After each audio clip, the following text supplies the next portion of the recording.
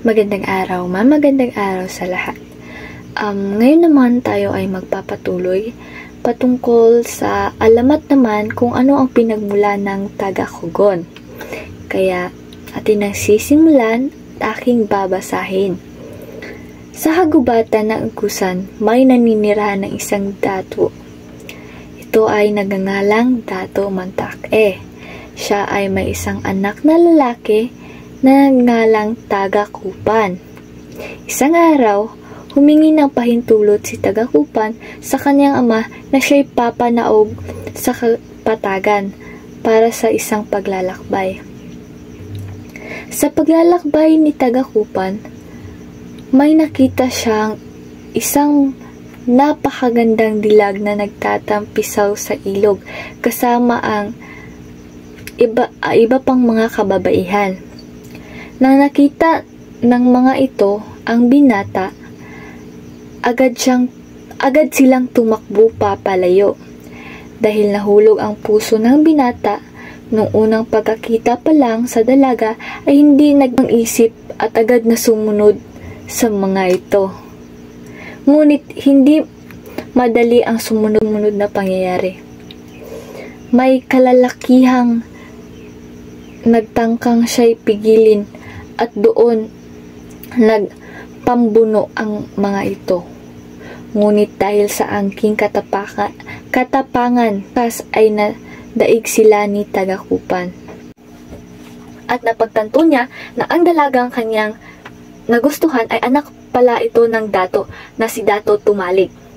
Nang nakarating doon, kinausap niya ito at tinanong kung ano ang sadya. Napag-alaman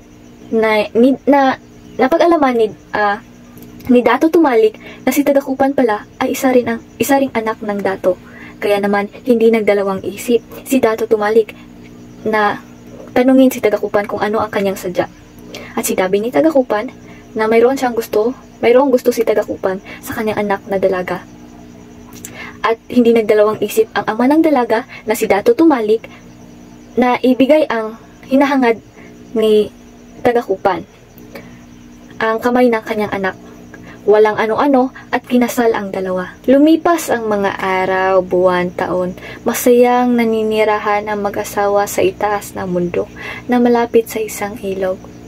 Isang araw, may narinig sila na napakalakas na tambol na ito'y hudyat na paparating na kalaban. Sa ilog nakita nila ang isang napakalaking bangka na sakay ang mga Kastila. Hindi nagtagal, naglaban ang mga ito dahil sa napakalakas ng puwersa ng mga puti or ng mga Kastila. Dahil sa gumamit ang mga Kastila ng mga panibagong kagamitan sa pandigma, ay doon nangyari ang pagkasawi ni Taga-Kupan. At naubos na nga ang pangkat ni Dato Tumalig at ni Taga-Kupan. Kaya naman hindi matanggap ni Labnigan na wala na ang kanyang iniibig. Kaya naman napagpasyahan niya na tapusin na rin ang kanyang buhay. Kaya naman ay tinurok niya ang kutsilyo sa kanyang dibdib. At ang siyang dahilan ng pagkamatay ni Labnigan. Kinaumagahan, natagpuan ng pangkat na wala ng buhay ang katawan ni Labnigan sa mismong bahay nito. Inilibing ang kanyang katawan sa kanyang mismong lupa na tinitirhan, gaya ng kanyang hiling. Sa puntod nito ay maraming tumubong damo na tinatawag na kugon. Dahil sa maraming tumutubong kugon sa lugar na iyon, tinawag ito ng mga tao na taga-Kugon or Kugonland. Hanggang sa maglipas ang ilang taon at ito'y naging Tala-Kugon. At yun lang ang alamat patungkol sa Tala-Kugon. Maraming salamat sa pakikinig.